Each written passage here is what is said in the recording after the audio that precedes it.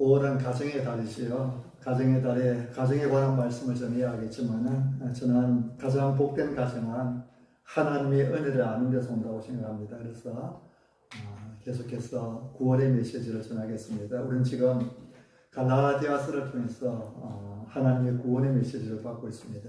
그 첫 시간에 우리는 이 악한 시대에서 우리를 건지시려고 그리스도께서 자기 몸을 주셨다는 말씀을 받았습니다.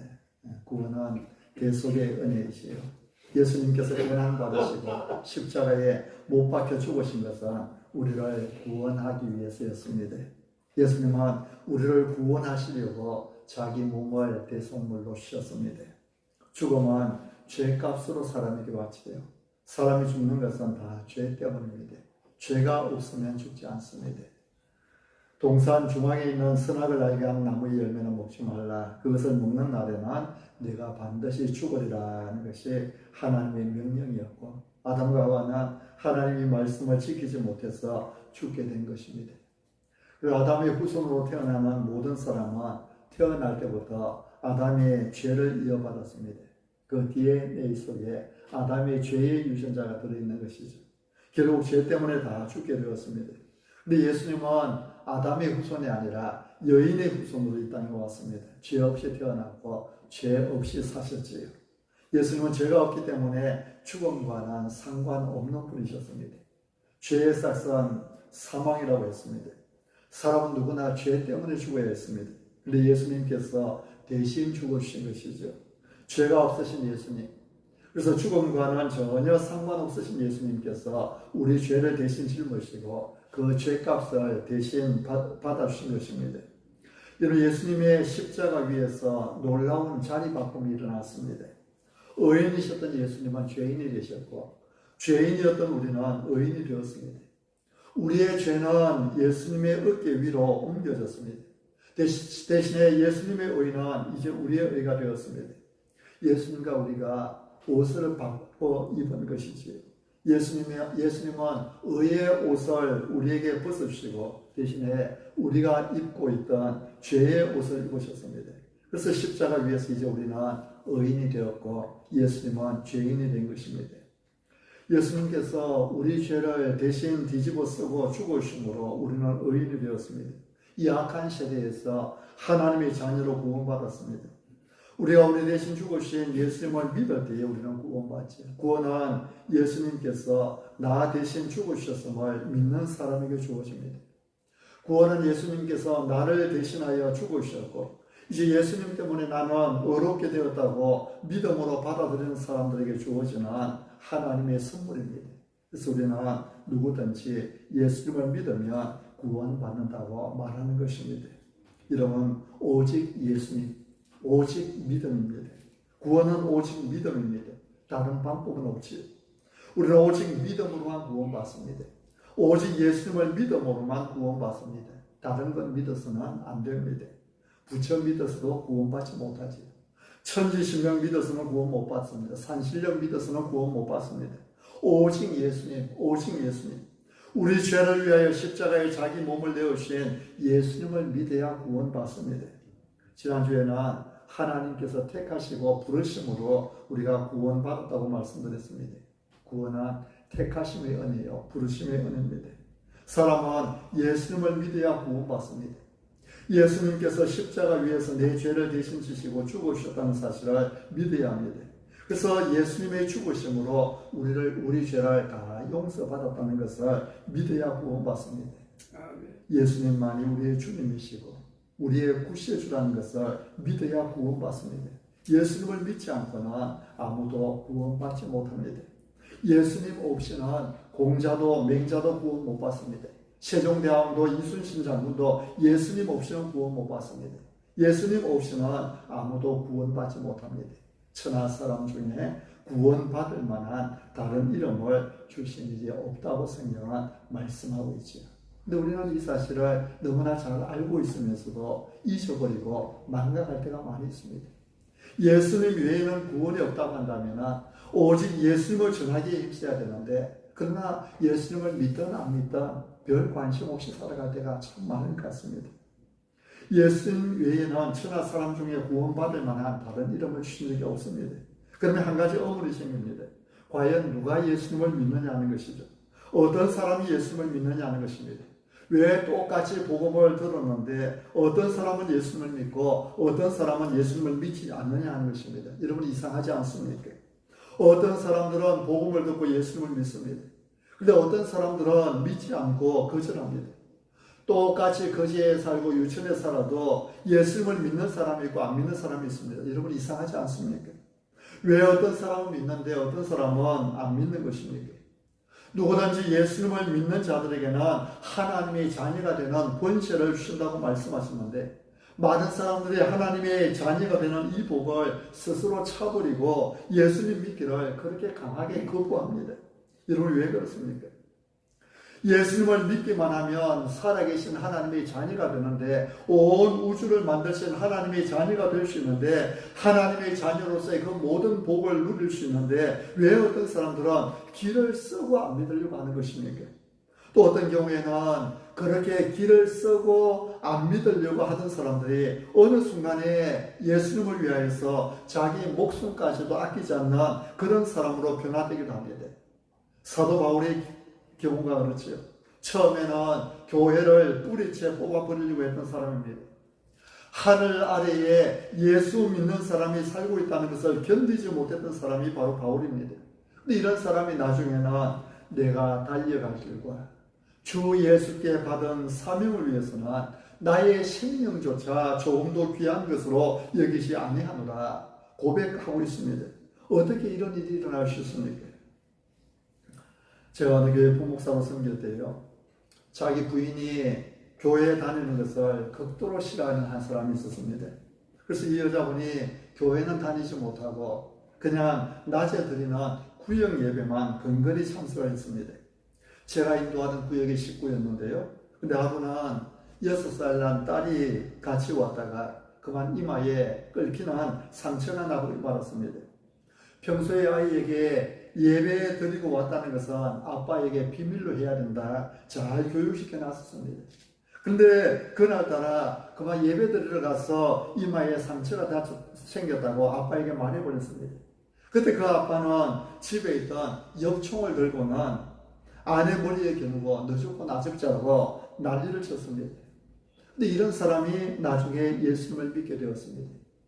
예수님을 믿고 교회 다닌 지 한 1년쯤 되었을 때에 제게 와서 목사님 교회에서 특송 한번 하고 싶습니다 그럽니다.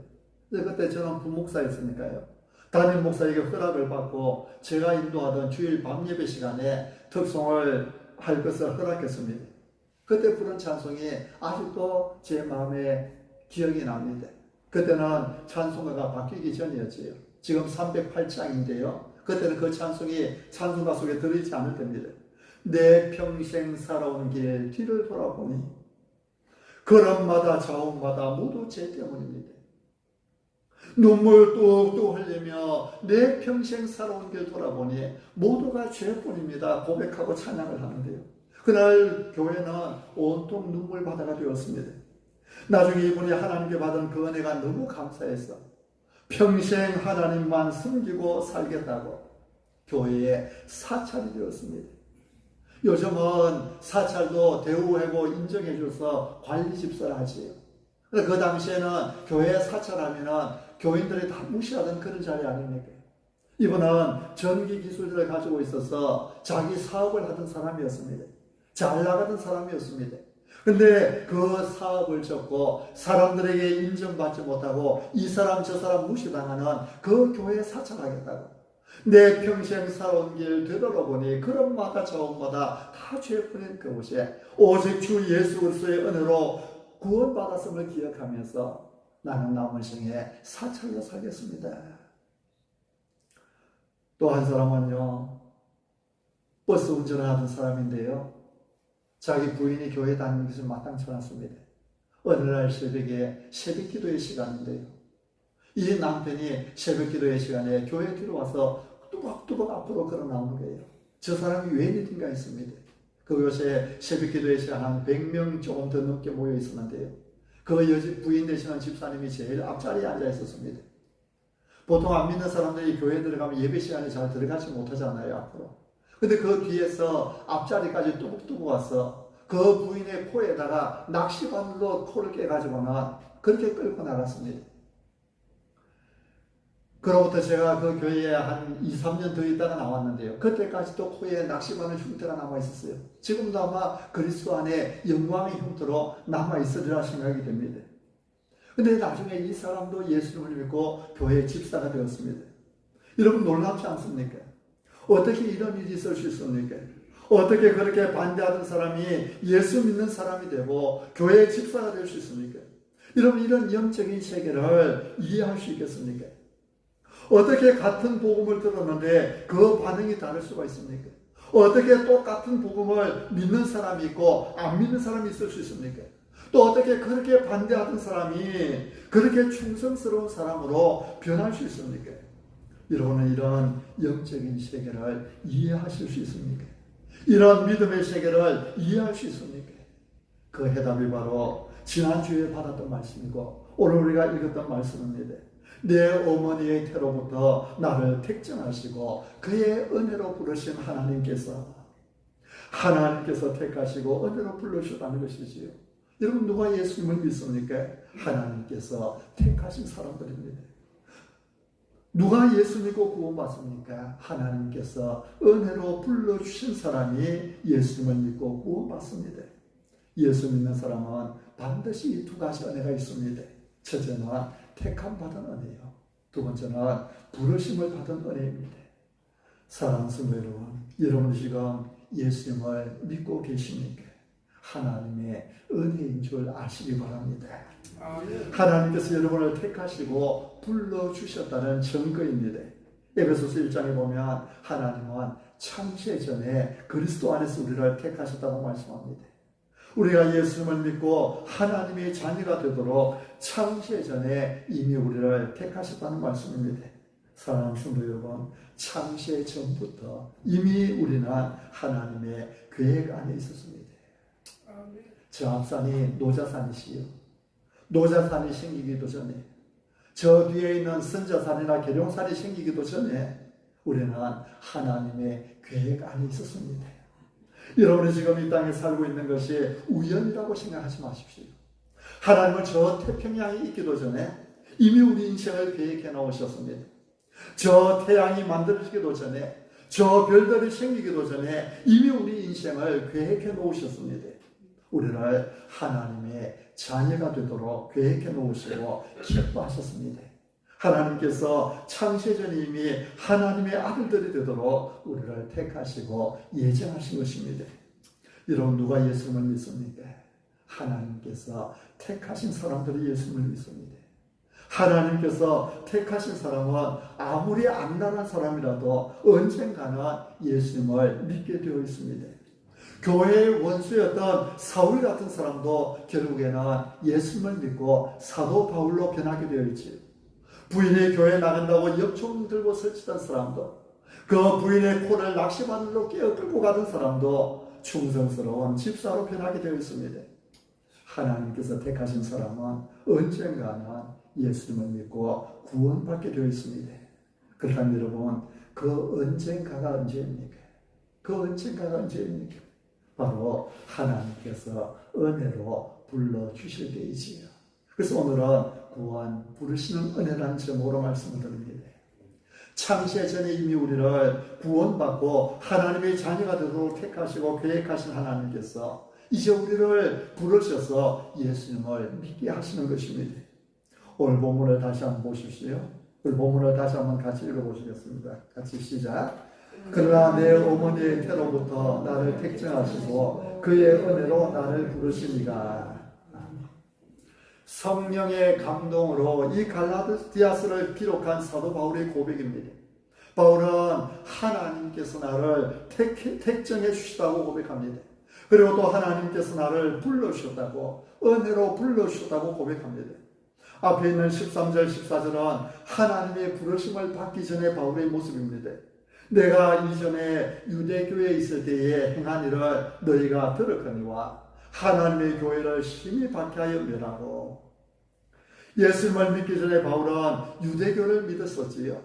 바울은 내가 유대교회에 있을 때에 행한 일을 너희가 들었지 않느냐고 말합니다.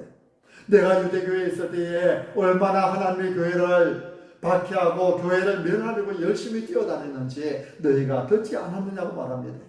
그런데 이런 바울이 지금은 하나님의 일꾼이 되었다는 것이지요.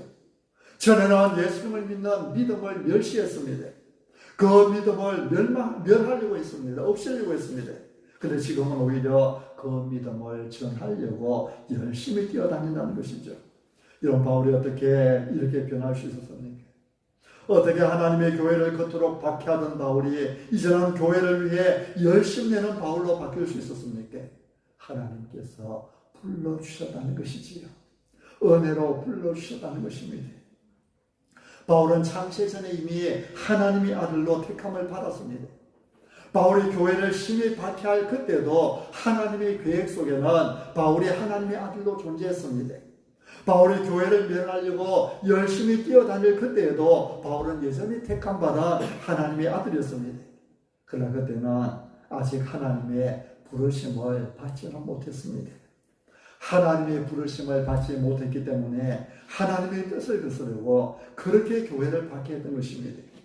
이런 바울을 하나님께서 은혜로 불러주셨습니다. 예수님의 복음을 이방인에게 전할 일꾼으로 불러주셨습니다. 예수님을 믿는 믿음을 전하기 위한 일꾼으로 바울을 불러주셨습니다. 그날도 바울은 교회를 핍박하기 위해 다메섹으로 가고 있었습니다. 다메섹에서 예수님을 믿는 사람 한 사람이라도 더 결박해서 예루살렘으로 끌고 오기 위해 다메섹으로 가고 있었습니다. 때는 정오쯤 되었지요. 다메섹에 가까이 왔을 때에 갑자기 하늘에서 빛이 그를 둘러 비쳤습니다.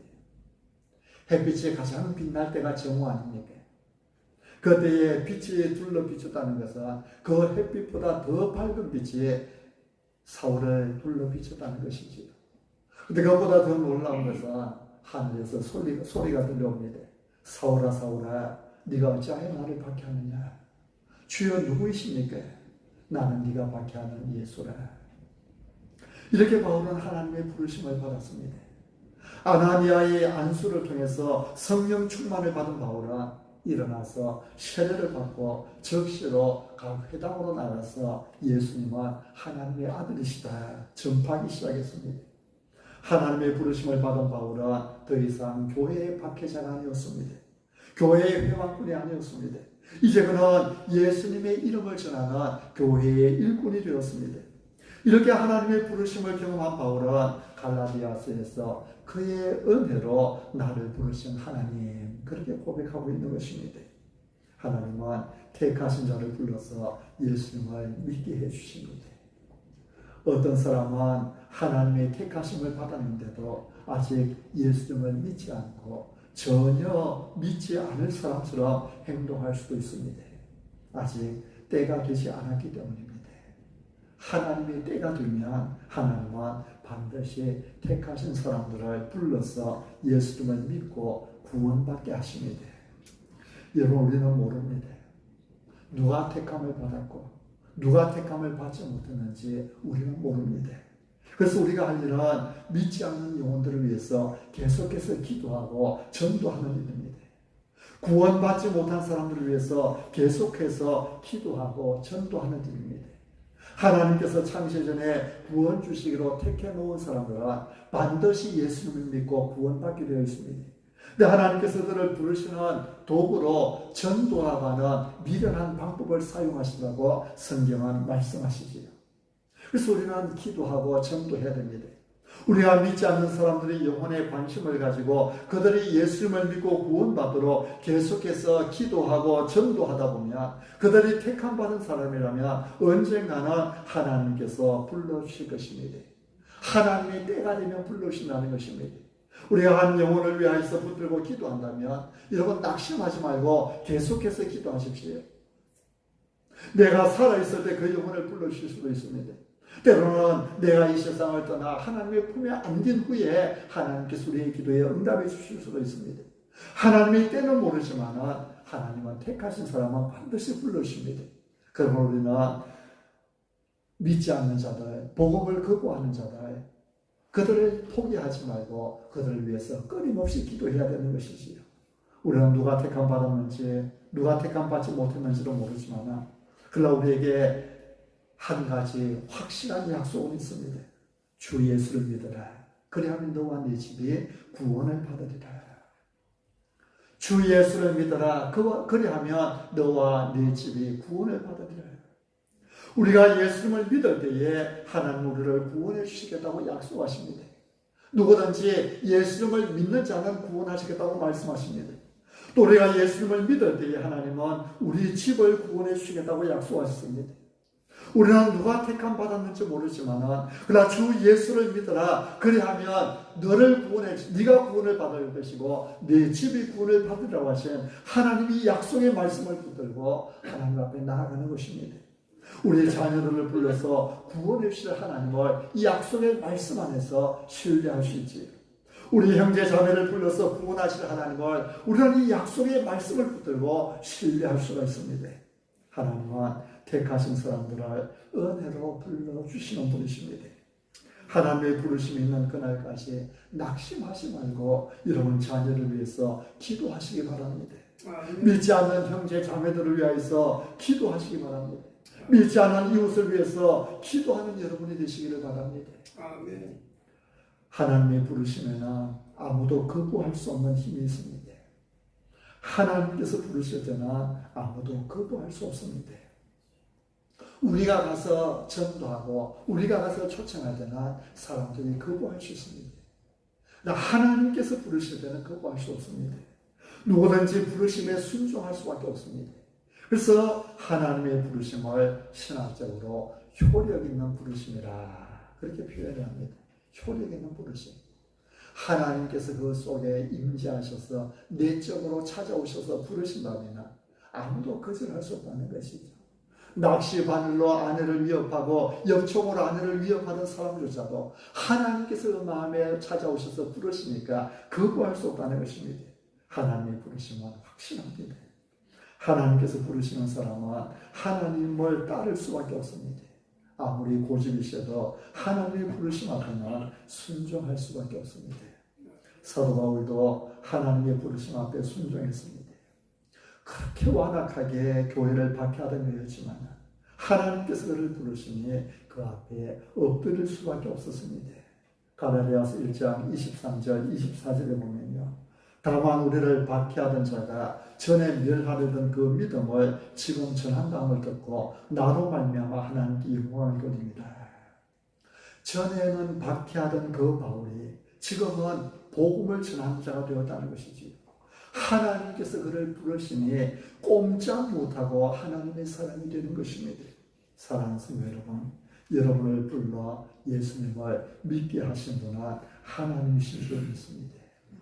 여러분을 불러 구원받게 하신 분도 하나님이시요 여러분을 불러 일꾼 삼으신 분도 하나님이신 줄 믿습니다.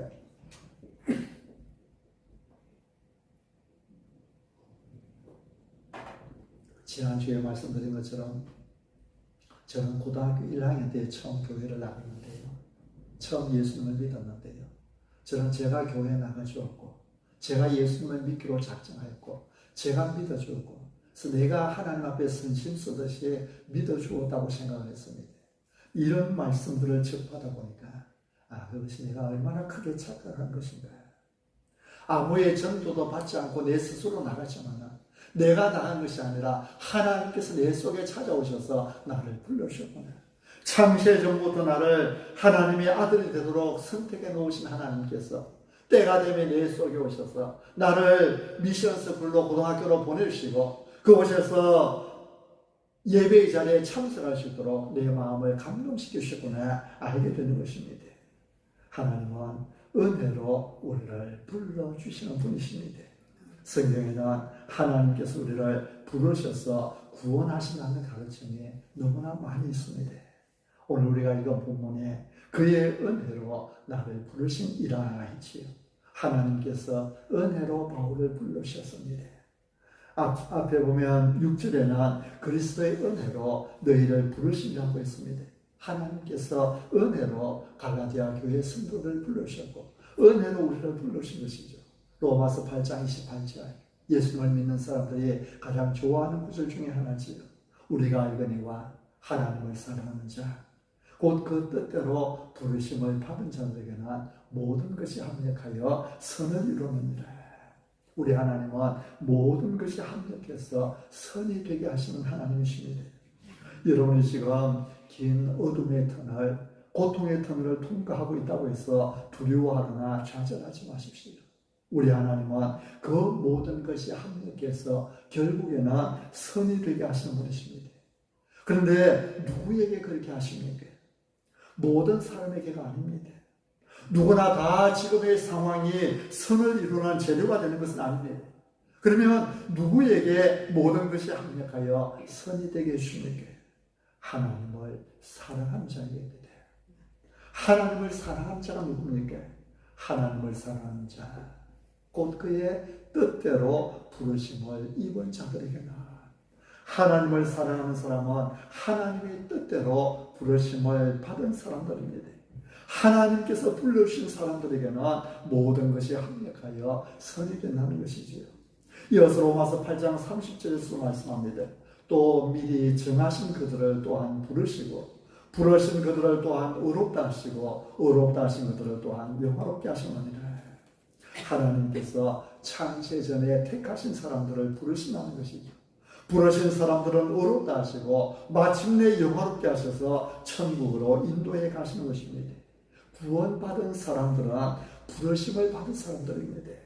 고린도전서 1장 23절 24절에 우리는 십자가에 못 박힌 그리스도를 전하니 유대인에게는 그리끼는 것이요 이방인에게는 미련한 것이로되 오직 부르심을 받은 자들에게는 유대인이나 헬라인이나 그리스도는 하나님의 능력이요 하나님의 지혜니라. 십자가에 못 박히신 그리스도가 어떤 사람에게는 미련한 것이고 그리끼는 것입니다. 그러나 구원받은 사람들에게 그리스도는 하나님의 능력이요 하나님의 지혜입니다. 여기서 구원받은 사람들을 부르심을 받은 자들이라 이렇게 표현을 하고 있습니다. 여러분, 교회라는 말도요, 교회는 헬라어로 에클레시아라는 단어를 사용합니다. 에클레시아는 말은 부르심을 받은 자들이라는 뜻입니다. 그래서 교회는 이 건물이 교회가 아닙니다. 이 건물은 교회당입니다. 교회가 모이는 집입니다. 예배가 드리는 집 예배당입니다. 교회는 하나님의 백성들입니다. 하나님께 부르심을 받은 사람들, 이 세상에서 불러내어 하나님의 백성이 된 사람들, 그들이 교회인 것이죠. 은혜로 우리를 불러주신 하나님을 찬양합니다. 창세전에 우리를 하나님의 아들이 되도록 택해 주시고 이제 우리를 불러주셔서 예수님을 믿게 하시고 구원하게 하신 하나님을 찬양합니다. 하나님께서 불러주시지 않으셨다면 우리가 예수를 믿는 것은 절대 불가능하지요. 고린도서 4장 3절 4절에 만일 우리의 복음이 가리었으면 많은 자들에게 가리어진 것이라. 그 중에 이 세상의 신이 믿지 아니한 자들의 마음을 혼미하게 하여 그리스도의 영광의 복음의 광채가 비치지 못하게 함이니. 하나님께서 우리를 불러주시지 않으면 이 세상의 신 마귀가 우리 마음을 혼미하게 해서 믿지 못하는 것입니다. 구원받지 못한 자들은 마귀가 그 마음을 가리어서 믿지 못하게 한 것이지요. 그런데 하나님은 우리 마음 가운데 성령님을 보내주셔서 우리 마음을 밝혀주시고 예수님을 믿도록 우리를 불러주신 것입니다. 사랑하는 성도 여러분, 우리가 하나님의 은혜로 부름받고 구원받았음을 아신다면 이제 더욱더 하나님의 은혜를 사모하며 사시기 바랍니다. 영원히 죽었던 우리를 다시 살리시고 예수님의 복음을 믿도록 우리를 불러주신 하나님을 찬양합니다. 하나님의 풍성하신 이 사랑, 이 은혜, 이 긍휼을 깨닫고 나의 나 된 것은 오직 하나님의 은혜로 된 것입니다. 고백하며 오롯이 하나님만을 높이며 살아가는 모든 성도가 되시기를 바랍니다. 아멘.